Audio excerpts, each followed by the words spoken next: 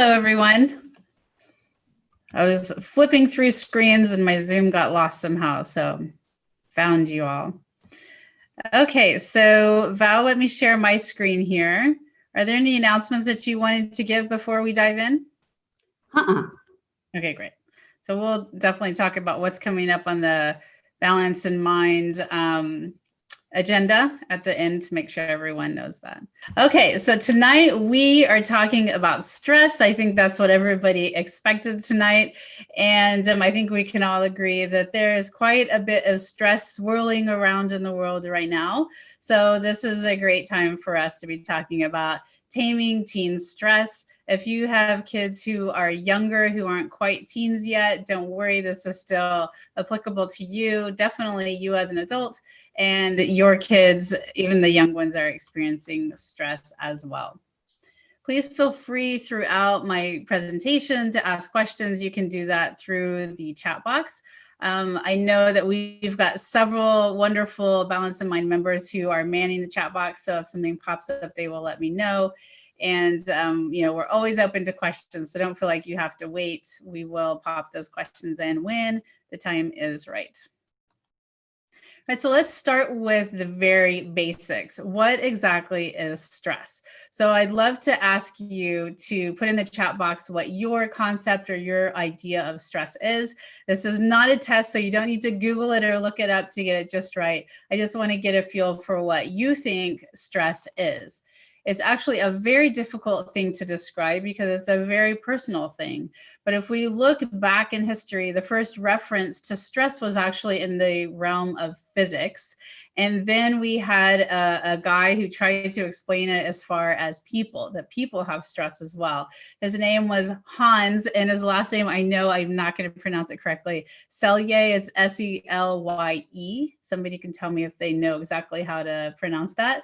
But this was back in 1936. And he defined it as the non-specific response of the body to any demand for change. And this became a mainstream term, like a pop psychology term back then, and people used it to describe all sorts of situations. It was, you know, like we have pop psychology these days, new terms come up and you see it everywhere. The reason that stress is so difficult to describe and to like really pinpoint what it is because we all experience it in a different way, right? There's a biological response. There's how much control we feel in that particular situation. And it also depends on what we typically handle in any given day. So somebody who has a pretty relaxed life might find that stress is easily brought upon them because they're not used to it. Somebody who has a life that like has things going on all the time, it may take quite a bit to get a major stress response from them. I actually have a colleague who grew up in a pretty dysfunctional household, and she was just saying the other day that even with everything going on in the world right now, she's not feeling all that stressed out because she grew up with a high level of stress. So it didn't really seem like a big deal for her.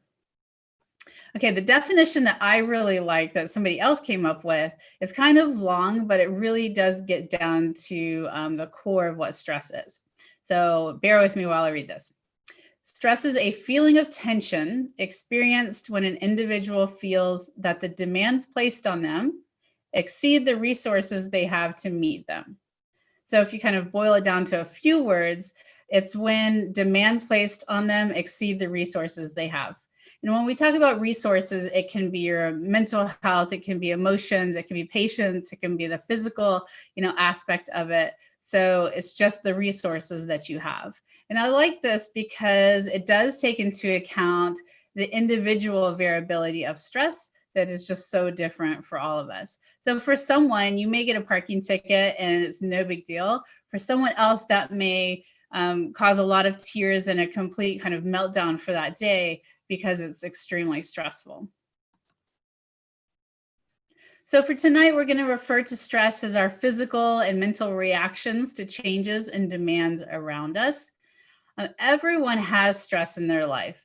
Like put an emoji or something in the chat box if you have felt stressed in the last couple of days. My guess is a lot of you have. It might have been because of politics. It might have been because of your kids or schooling, but each of us has probably experienced some stress, is my guess, in the last few days. Now, there's such a thing as good stress, right? We all have stress, so there must be a good piece to it, right? Or we wouldn't be biologically wired to have it. So there is a good stress called eustress. It's EUSTRESS.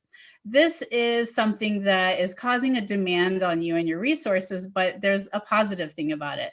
So I like to think of Disneyland or Disney World as an example of eustress. If you've ever been to an amusement park of any sort, there are amazing, wonderful things about it, but there is a lot of stressful things about going to these places, right? You've got the lines, you've got the price, you've got the travel, you've got the kids that you're trying to round up and keep happy, keep hydrated and all of that. So that's an example of eustress. Then we have something that's called tolerable stress.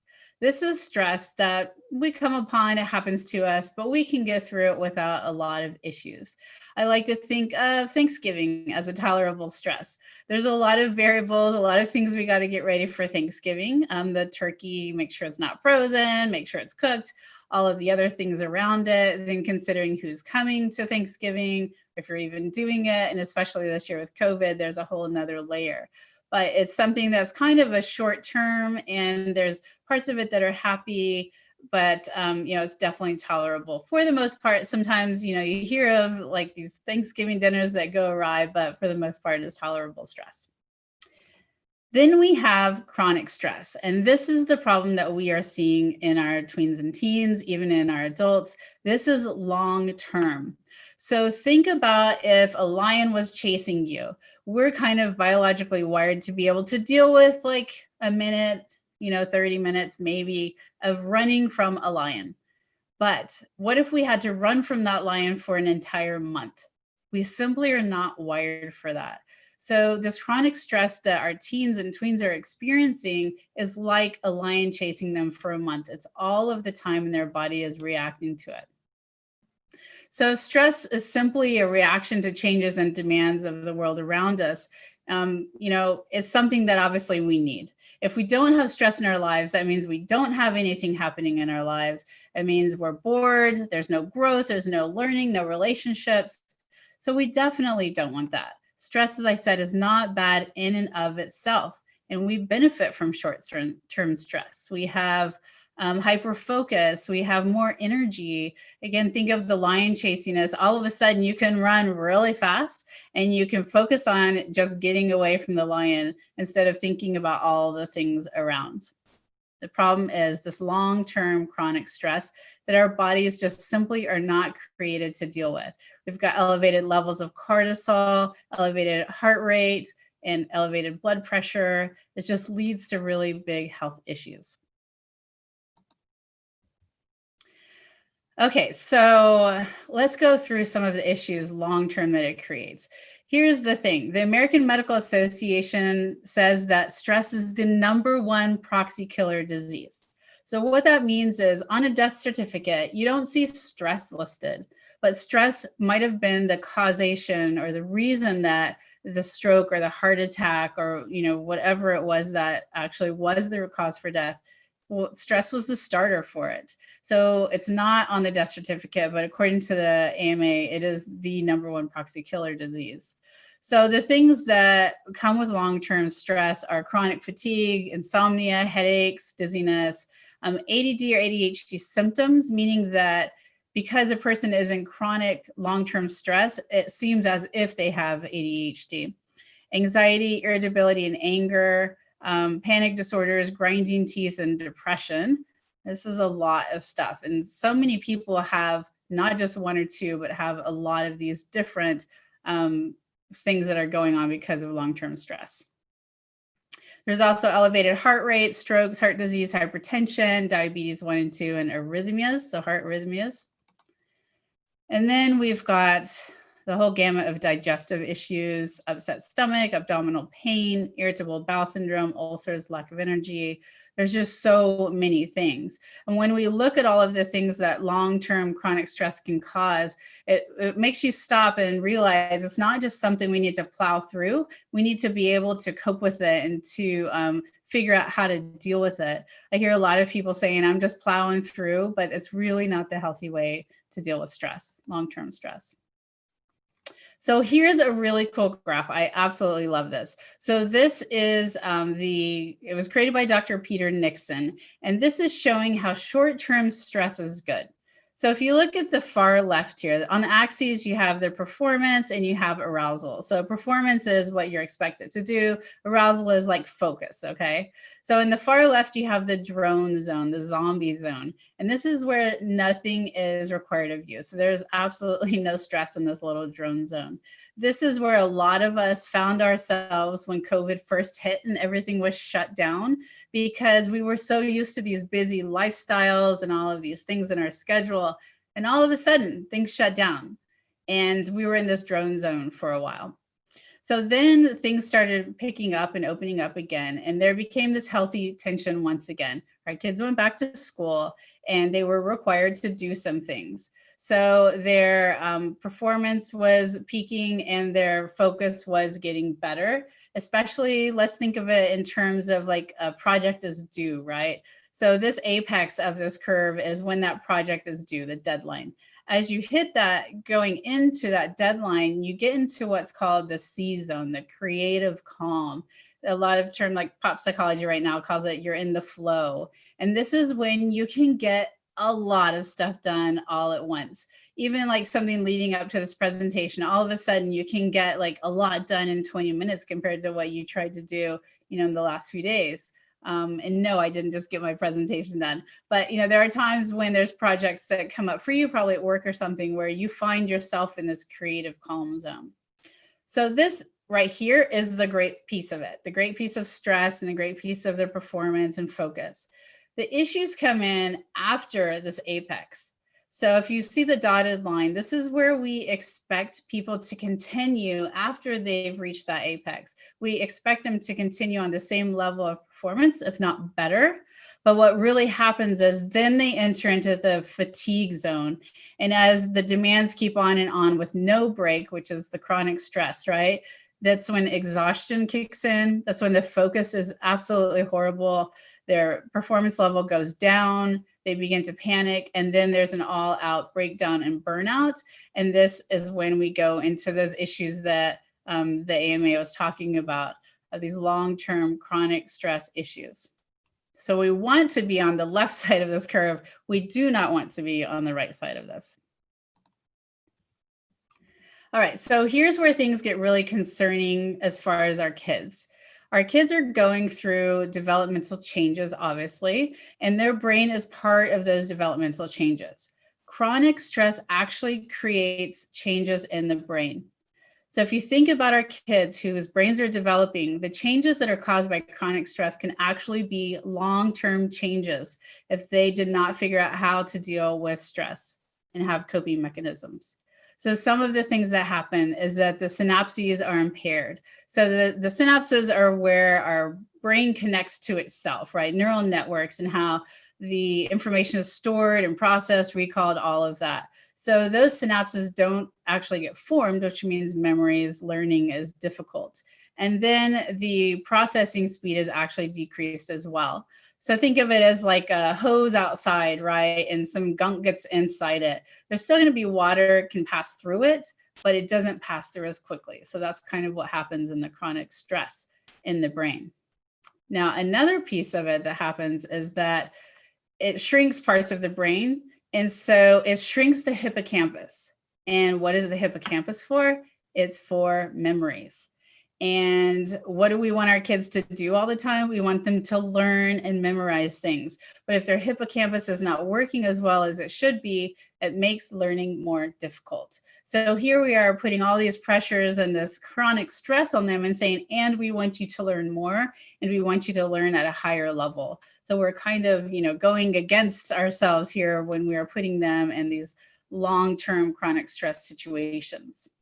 The other thing that the hippocampus helps with is social interactions, because we need memories in order to have positive social interactions. So it really does impact the human socializing piece of things. It really does impair cognitive and emotional pieces of their lives. Now, there is one part of the brain that stress does increase, and that's the amygdala. But this is not a good thing. The amygdala is the emotional center, so it creates emotions, right? But it's like it also creates the fight or flight feel. So if you are in a situation where it's chronic, you're chronically stressed, your amygdala gets enlarged, emotions are just going everywhere. And as I said before, the brain actually can be permanently changed. So imagine having an enlarged emotional center for the rest of your life. It makes things seem bigger, right? During the teenage years, the emotions are big because the amygdala is big. And imagine that getting even bigger. It's not something that we want them to experience because it decreases their ability to think logically, to plan long term, and to make good decisions. Basically, this chronic stress is putting our kids in a physiological state of panic, which we do not want them to feel like that. All right, any questions from anybody so far? I don't see any. All right, so I'll keep going. All right, sources of stress. There are so many sources of stress right now, specifically. We've got a lot of world issues going on. Obviously, I mean, we've got our own stuff in the US, but there's just stuff globally. And the thing about this generation is they know about all of it. Think about when you were growing up, you didn't know about everything that was going on in the world. And the other thing about this generation is they feel responsible to fix it, like right now. So that's a lot of pressure for this age group coming up. And these kids just really feel the weight of the world on their shoulders. And then there's social media, which keeps them apprised of all the things going on. And then there's the social hierarchy aspect of it as well. Like before, when you went to school, you came home and you had a reprieve from the social hierarchy and all the stuff going on. Now you don't. Even if you're not on your phone, the social stuff is still going on. When kids wake up in the morning and they get their phone, they haven't been on it all night. They've got like those hours to catch up on for the kids who were still on their devices and there was still social stuff going on. Then there's lack of sleep, which builds on itself, right? If you remember, there is insomnia as one of the things that happens when you're in chronic stress. And then that makes sleep worse, and it's just a cycle. So things just continue to spiral out of control. Social life at this age gives a lot of stress, of course. Family life, whether we like it or not, we can be a source of stress for our kids. And plus there's stuff, especially right now, that's going on. Maybe it's difficult to pay rent or job loss or, cancer or divorce. There's so many things that seep into our kids, chronic stress. School, we could talk for hours about why school is causing stress, but we won't dive into that. And then COVID right now, I mean, yeah, it's a pandemic. I think that's a little stressful. And for our kids, we have to remember that although it's been like 7 months since we've been, dealing with a pandemic, 7 months in a teen's life is a long time. And if you have young kids, 7 months, it's a huge percentage of the amount of time they've been on this planet. So for us older, 7 months, it's a long time, but it's not like, 10% of our lives. It's much less. So to our kids, the 7 months feels like a very, very long time. Okay, this is what I see as a big stressor right now. It's the definition of success for this up and coming generation. And in quote, normal times, this is even bigger, but I find that this hasn't stopped because of COVID and the pandemic and all the things that are going on. What I did notice is when we shut down for a few weeks, school was out of session and parents were kind of like a little bit stressed about that. Why aren't our kids learning? And then when the kids went back into school, online anyway, the parents wanted their kids to jump right back in and be at the same motivation level, the same achievement level, and to keep things going as they were pre-COVID. And the teens that I'm talking to say, and the tweens say that this really is adding a lot of stress to what they're going through already. They are trying to figure out how to stay connected socially. They're figuring out what's going on with our country with elections and social justice issues. And then there's this expectation, okay, on top of all of these things, you need to continue to perform academically at the level you are at, even though you're not in a classroom, even though you're not with your peers. We want you to stay at this high achieving level. So we need to be really aware of that as parents, that this is a stress that is really big for our kids right now. And it's a place where we can make some changes in our household to decrease the stress for our kids. So what are some signs of chronic stress? We obviously talked about the slide with all of the things listed, but these are the things that really I want you to look out for in your kids. Now, here's the thing that makes it difficult. When your kids are going through puberty and changes in middle school and high school, some of these things you're going to see anyway because of all the changes they're dealing with. So this is where staying connected with your teens, having open conversations is so, so important, because you will know if it's in the normal realm or not. So some things, short temper, especially if you have a kid who's pretty mild mannered and all of a sudden their temper is out of control. And same for us as parents. We deal with these signs of chronic stress as well. If there's uncontrollable crying, unexplained crying, and also crying that is bigger than the situation at hand. So let's say you go to give your son a sandwich and it has mayo on it and he doesn't like mayo. And all of a sudden it's like this big catastrophe. That may be because you're stressed out. Insomnia, of course, stomach pains, headaches, unexplained sicknesses. This is definitely one to consider if you have a child who has been sick for a while or seems susceptible to a lot of stress. To a lot of sicknesses like cold, flu, things like that. It may be because of chronic stress, because it can decrease your autoimmune system. And then giving up and withdrawal. These are two things that you also need to consider, that it could be depression. There are, you can look up the checklist of what depression is, but it goes back to knowing your child, because teens and tweens are very, very good at masking their depression and telling us everything is fine. But if you do notice that they're giving up on everything and withdrawing from the world, they just seem like really different, that is definitely a sign that you need to check in with your pediatrician or counselor, somebody, to get an evaluation done. And definitely open up the conversation with your own child about how they're feeling.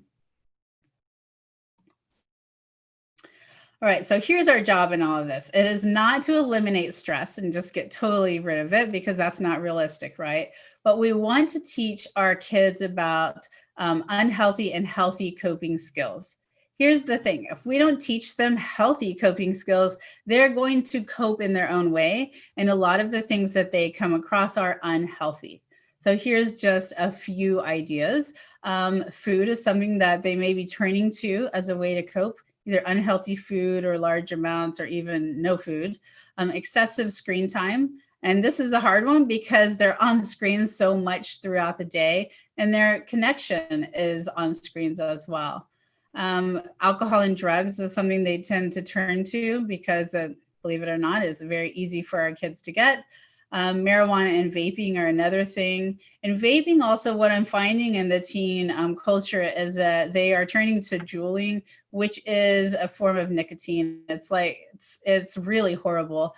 It's worse than smoking, actually, because they get so much and they get it constantly. Vaping is very easy to sneak into the household. You don't smell the cigarette smoke.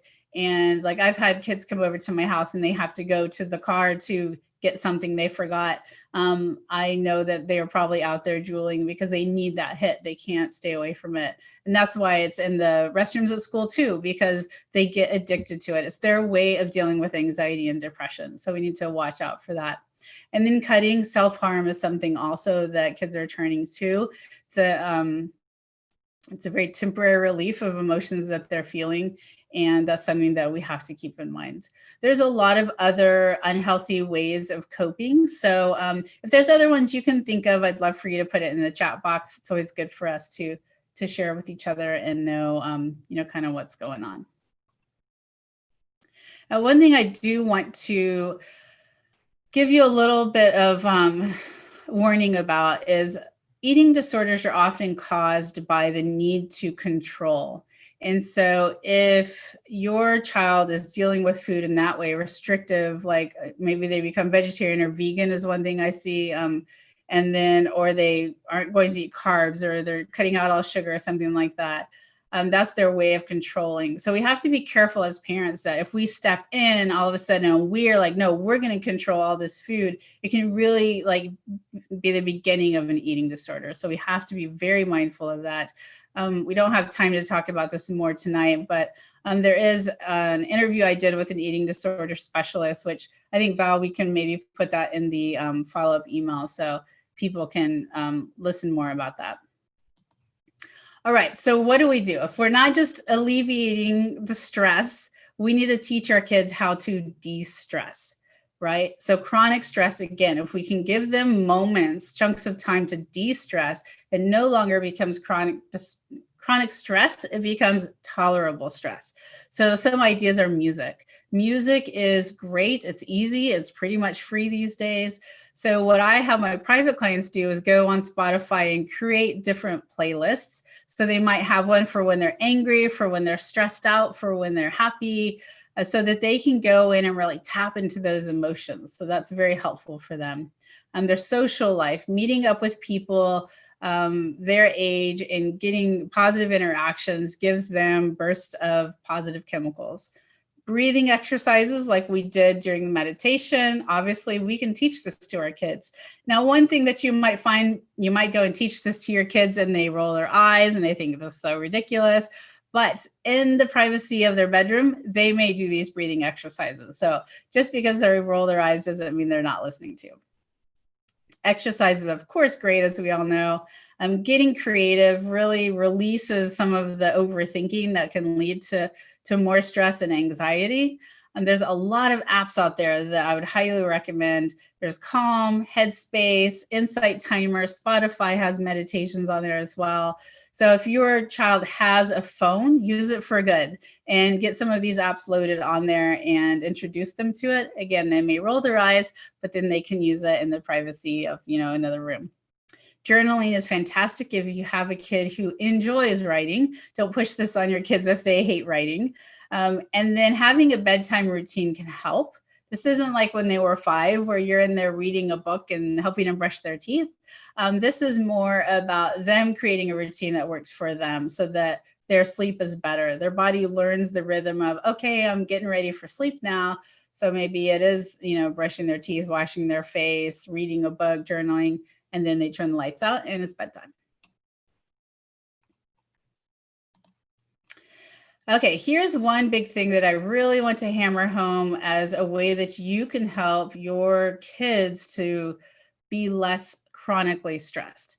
And that is to nurture the whole child. A lot of times in today's world, we are really focused on the academic achievement and the grades and schooling, which is an important part of their lives, but it's not the only part of their life.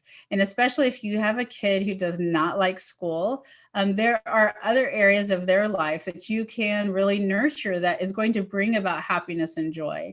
And in the long run, the people who are successful are the ones who find excitement and joy and the love of learning, which isn't always through the school route.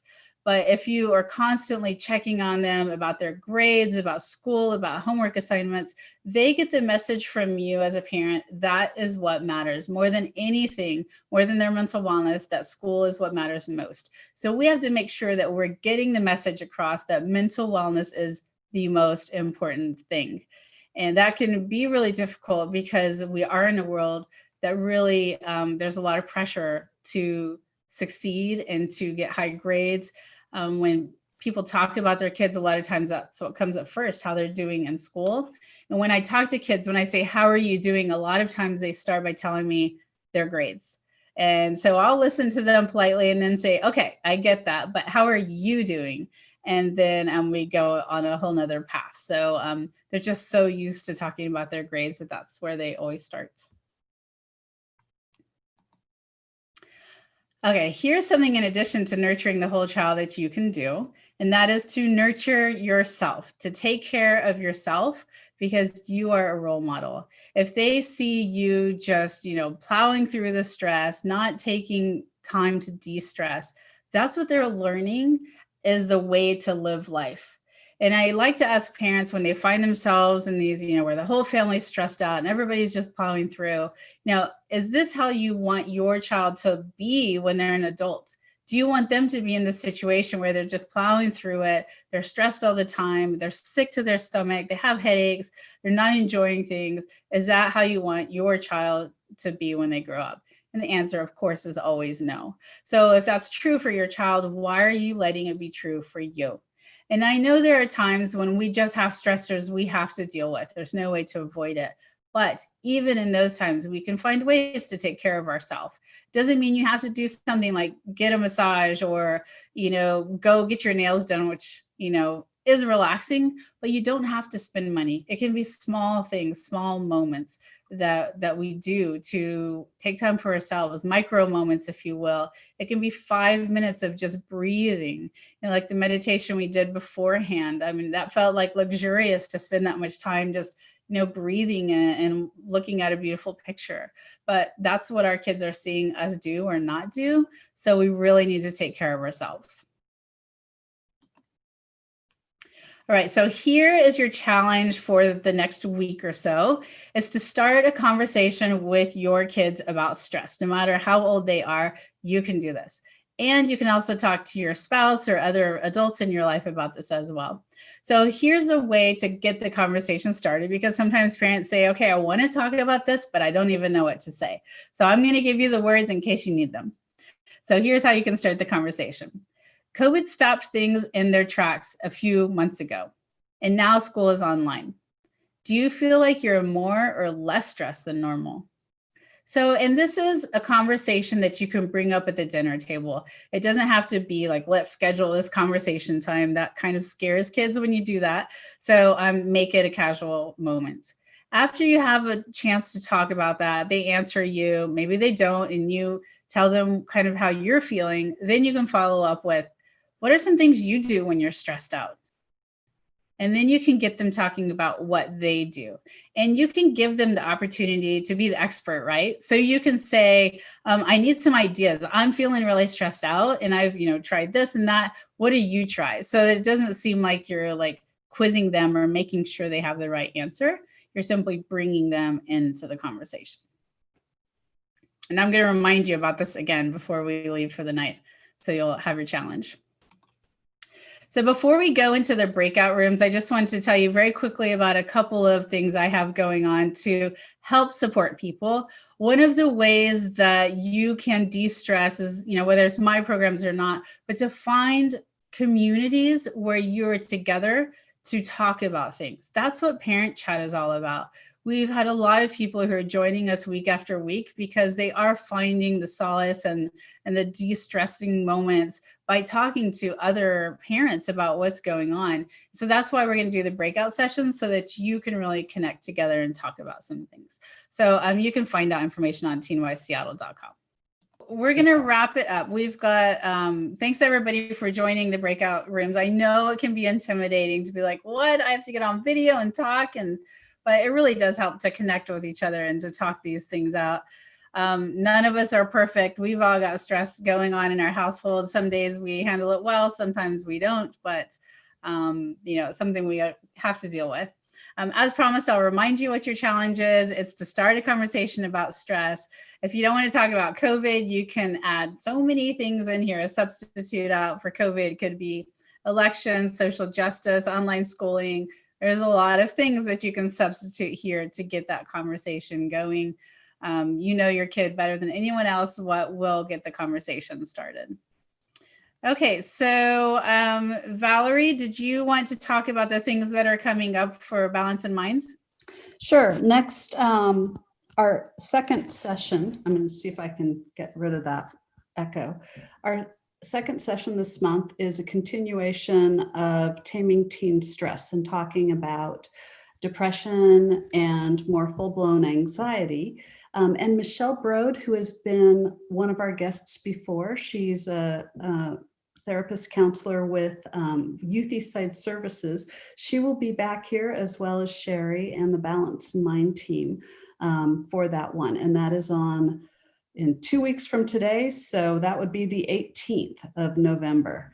Probably good timing leading into the holidays, whatever those are going to look like this year.